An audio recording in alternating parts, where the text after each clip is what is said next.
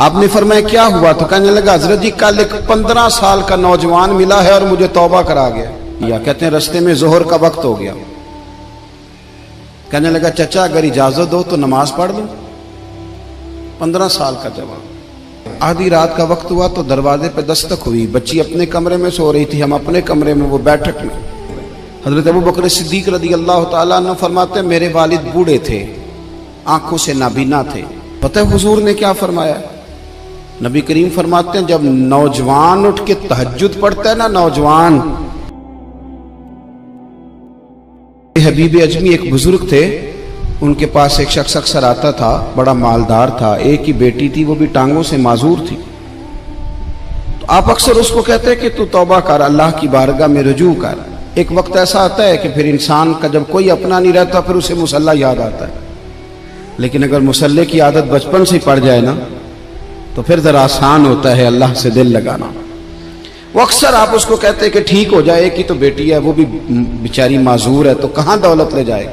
آج کرتا ہوں, ہم تاریخیں دیتے رہتے ہیں نا اللہ تعالیٰ کو معاذ اللہ کہ رمضان سے میں نے نیک ہو جانا ہے, عمرہ کر کے آؤں گا تو پھر میں پکا نمازی ہوں. خدا کے بندو, کس نے تجھے بتایا کہ رمضان تک تو زندہ رہے گا؟ کس نے خبر کی کہ عمرہ کرنے تک تو بچے گا؟ حضرت حبیب اجمی اس کو کہتے تو کہتا بڑی جلدی ٹھیک ہو جاؤں گا. ایک دن سویرے سویرے توبہ کرنے آ گیا. آپ نے فرمایا کیا ہوا؟ تو کہنے لگا حضرت جی کل ایک 15 سال کا نوجوان ملا ہے اور مجھے توبہ کرا گیا. مزہ ہی اس عمر میں اللہ اللہ کرنے کا. نبی کریم سے محبت بھی کرنی ہو تو یہی عمر ہے. عشق لگا سی کھیڈاں کھیڈ دینوں تے پھر مینوں کھیڈاں بھول دیاں بھول گئیاں. کجل پایا سی میں یار دے ویکھنے نوں, پھر او دی یاد وچ روندیاں ہی ڈل گئیاں. حیدر شاہ اس گلی کدے نہ رول دی, پر ہن تے رول دی رول گئیاں. جن لوگوں نے ابو جال کو قتل کیا تھا ان کی عمریں بھی 15 سال تھی. ہم تو بڑے ہی نہیں نہ ہوتے ساری زندگی, نہ ہمیں کو بڑا ہونے دیتا ہے, ہم بڑے ہی نہیں ہوتے. یہی تو عمر ہے کچھ کر گزرنے کی. 15 سال کا نوجوان توبہ کرا گیا. تو حضرت حبیب اجمی کہنے لگے وہ کیسے؟ کہنے لگا حضرت جی میں کل منڈی گیا تھا, مجھے کچھ سامان خریدنا تھا, تو بغداد کے بازار سے میں نے مچھلی خرید لی 10 کلو, باقی بھی سامان تو اب خود لے جا نہیں سکتا تھا. تو مزدور آپ کو پتہ ہے بیچارے آج بھی سڑکوں پہ بیٹھے ہیں. تو مزدور بیٹھے تھے تو ان میں ایک نوجوان 14-15 سال کا, چہرے پہ بڑی روشنی. میں نے اس کو کہا بیٹے مزدوری کرو گے؟ کہنے لگا حضور مزدوری بھی کرتا ہوں, پڑھائی بھی کرتا ہوں, اور جو اللہ کو منظور ہو اس کی عبادت بھی کرتا ہوں. میں نے اسے کہا کہ یہ میرا سامان ہے فلان جگہ پہنچانا, کیا لوگے؟ کہنے لگا 3 دینار مزدوری. سودا طے ہو گیا, اس نے سامان اٹھا لیا. کہتے ہیں رستے میں ظہر کا وقت ہو گیا. کہنے لگا چچا اگر اجازت دو تو نماز پڑھ لوں. 15 سال کا جوان. کہتے میں رکھ کے نا وہاں سامان تو پھٹے پہ بیٹھ گیا, وہ نماز پڑھنے چلا گیا. باقی لوگ دیر سے آئے, وہ بچہ جلدی آ گیا.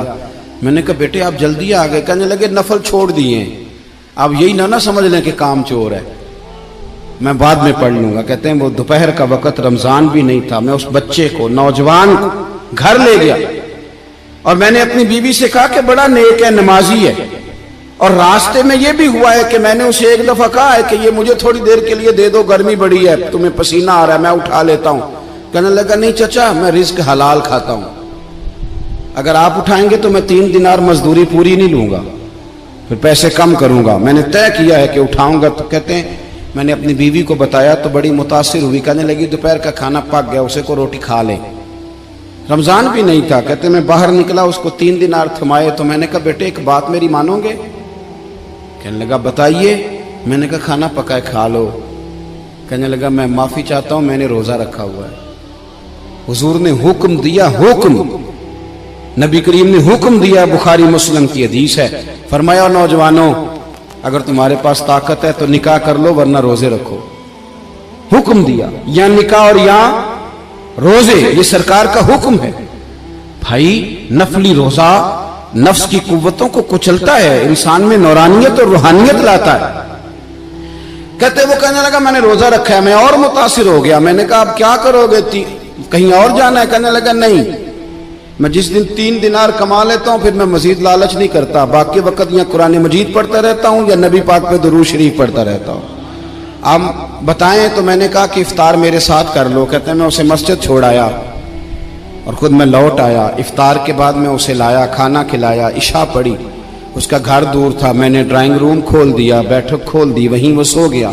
میری 20 سال کی معذور بچی کبھی چل نہیں سکتی تھی, کوئی طبیب کوئی حکیم میں نے چھوڑا نہیں تھا اس کو دکھایا نہ ہو. ایک ہی بیٹی, وہ بھی معذور پیدائشی.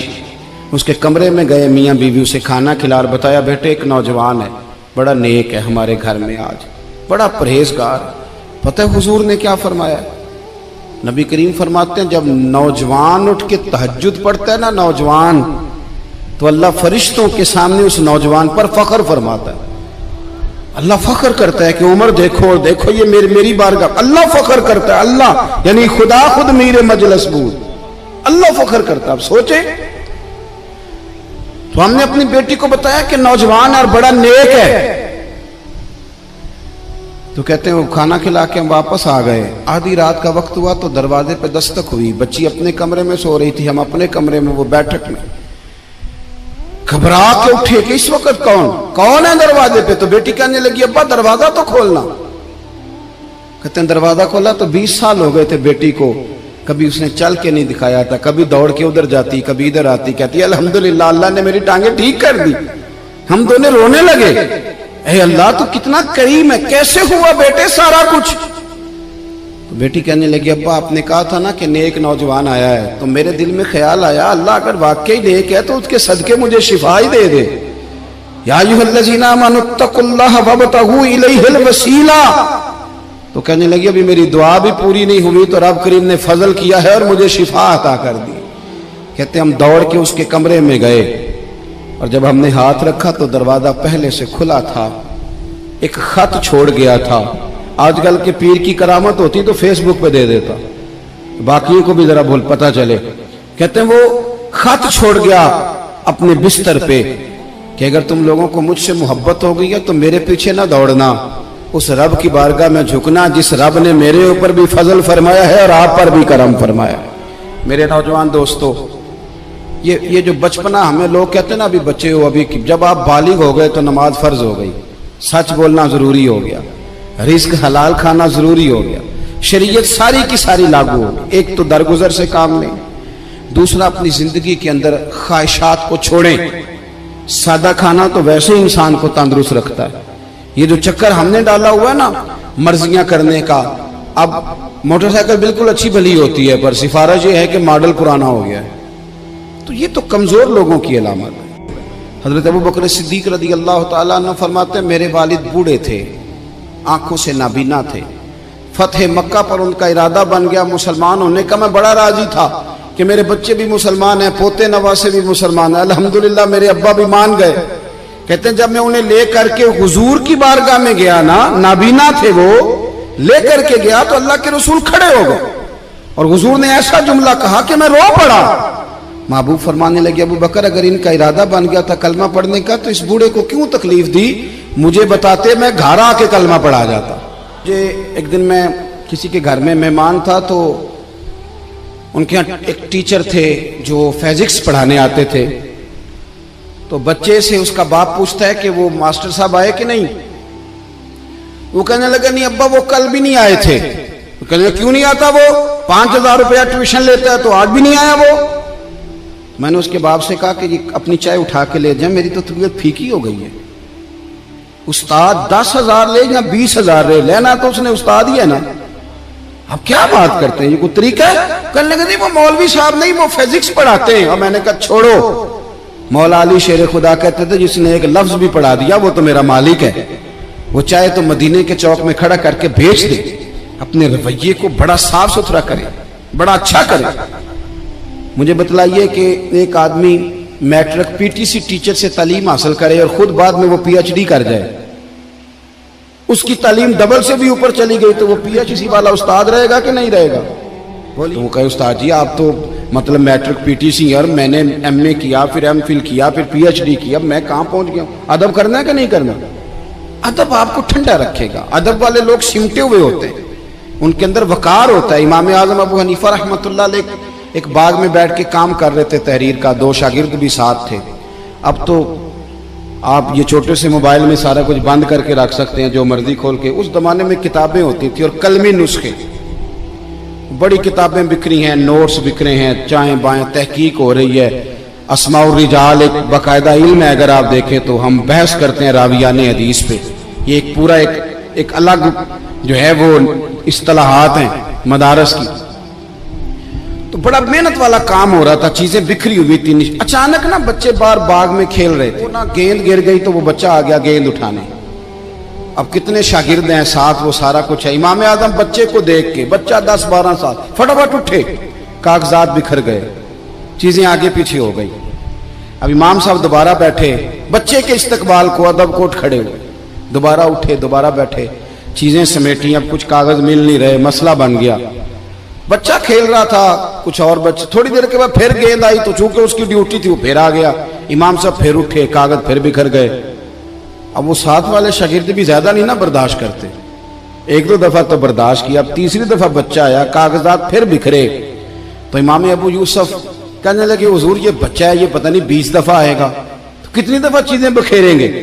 तो इमाम साहब फरमाने लगे अबू यूसुफ तूने बैठना तो बैठ, नहीं बैठना तो ना बैठ, ये 100 दफा भी आया तो मैं उठ के खड़ा हूंगा। हुजूर कौन है ये बच्चा? फरमाने लगे मेरे उस्ताद का पोता है, मेरे उस्ताद का। एक पंजाबी का मिसरा है, अगर आपकी समझ में आ गया तो ठीक है, ना आया तो फिर भी ठीक है। एक पंजाबी का मिसरा है, किसी दरवेश ने कहा था असला नाल जे नेकी करिए वो नस्लां ताक नहीं भुल दे, ते बेअसलां नाल नेकी करिए ते फुल कंडियां नाल तुल दे। हमेशा असातिज़ा के तो लोग पोतों नवासों का भी है, और मैं दलील दे सकता हूँ कुरान पाक से, वकाना अबूहु मसालिहन। अदब ना छोड़ना, अदब बड़ी आला चीज का नाम है। अदब वाले लोग हुस्न वाले होते हैं, उनके लबो लहजे मीठे होते हैं, उनसे मिलके माँ बाप, असातिज़ा, मशाइख, हर बंदा राजी होता है कि ये अदब वाला है। तो दोस्तों आज के लिए बस इतना ही। अगर आपको वीडियो पसंद आया हो तो वीडियो को एक लाइक और चैनल को सब्सक्राइब करना मत भूलना, और कमेंट में ज़रूर बताना आपको वीडियो कैसा लगा।